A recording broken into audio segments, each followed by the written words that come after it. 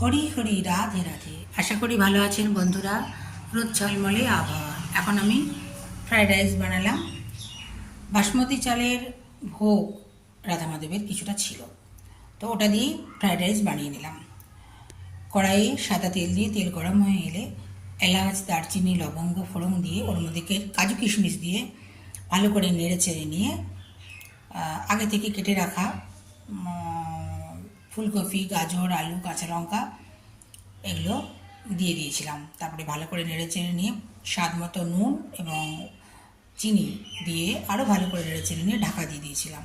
সেদ্ধ সেদ্ধ হয়ে এলে ওর মধ্যে ওই বাসমতি চালের ভোগটি দিয়ে দিয়েছিলাম। তারপরে ভালো করে নেড়ে চেড়ে নিয়ে একটু কেওড়া জল, গোলাপ জল দিয়ে আরও ভালো করে নেড়ে চেড়ে নিয়ে শেষে ঘিটা দিয়ে দিয়েছিলাম এবং লবণ এবং চিনিটা একটু স্বাদটা দেখে নেবেন।